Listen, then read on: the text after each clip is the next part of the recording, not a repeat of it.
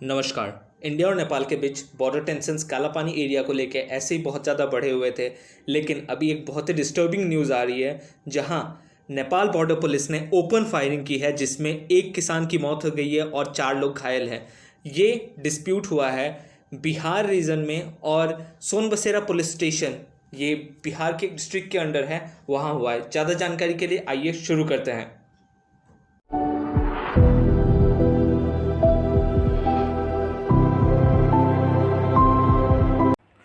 Subscribe करें अपने channel वीर चरित को और ज़रूरी अपडेट्स के लिए बेल नोटिफिकेशन आइकन जरूर दबाएं।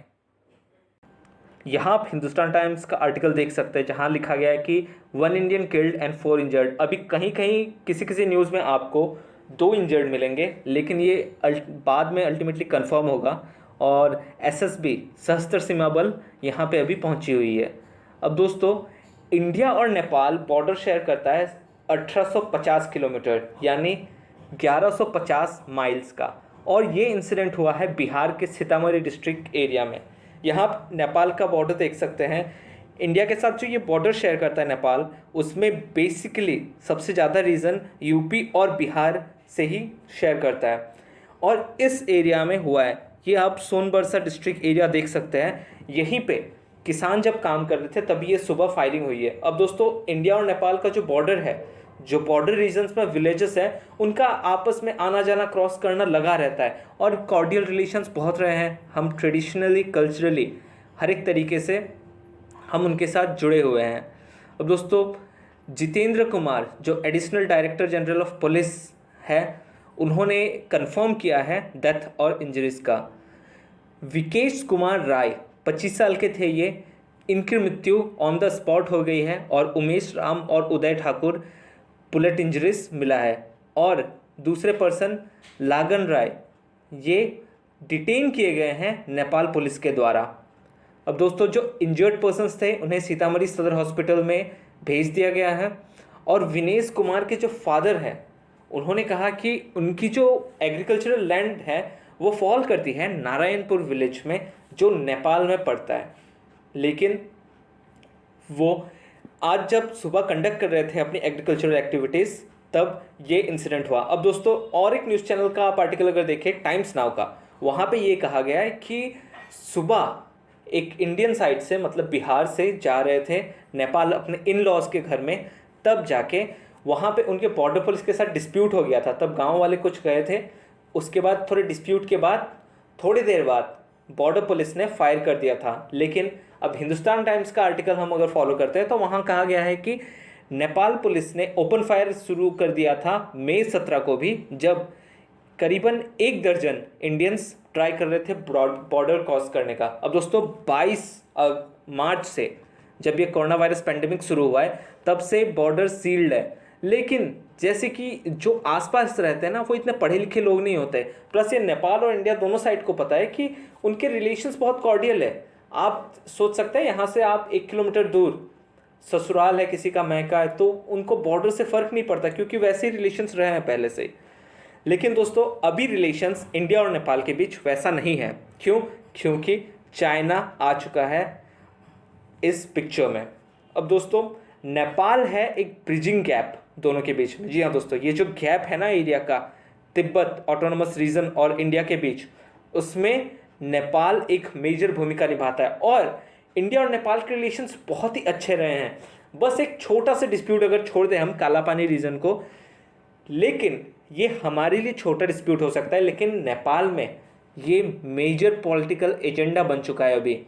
और ये हमारे इग्नोरेंस का आप कह सकते हैं नतीजा है कि आज ये इस रीजन तक पहुंच चुका है कि वहाँ पे उनका मैप को बदला जा रहा है कॉन्स्टिट्यूशन में अमेंडमेंट लाके।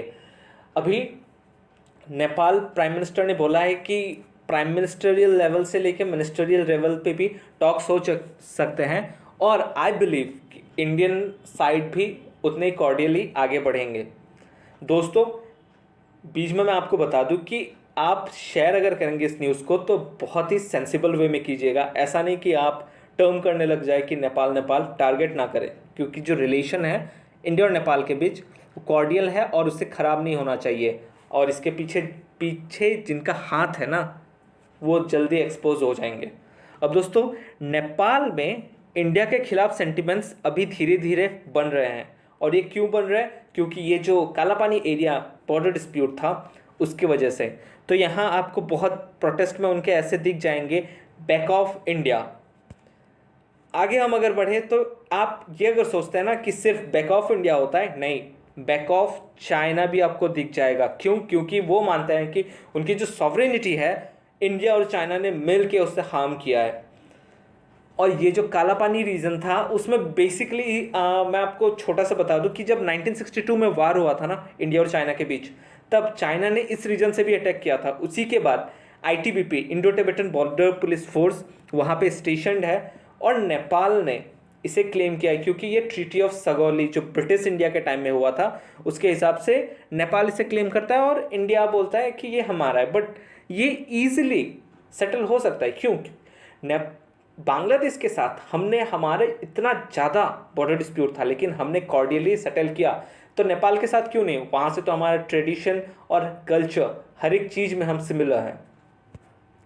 अब दोस्तों, इंडिया और नेपाल का जो रिलेशन है ना वो एक छोटे से कॉर्नरस्टोन पे डिपेंड करता है। जी हाँ दोस्तों, अगर किसी भी साइड वेट ज़्यादा बढ़ गया ना तो दूसरा साइड ऑब्वियसली डाउन हो जाएगा, और ये हमें नहीं होने देना है। ये जो बॉर्डर स्टोन, ये जो मेंटेनेंस पॉइंट है ना, वो हम ही लोग हैं, हम और आप ही है।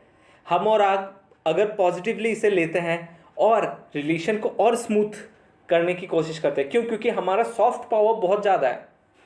हाँ, भले चाइना आप कह सकते हैं अभी कम्युनिस्ट पार्टी की गवर्नमेंट है नेपाल में और वो चाइना को फेवर करता है, और ये ओपनली होता है क्योंकि अभी जब उनकी गवर्नमेंट गिरने वाली थी प्राइम मिनिस्टर ओली की, तब चाइनीज डिप्लोमेट्स ओपनली जाके वहाँ पे सेटल करवा रहे थे हर एक चीज़ को।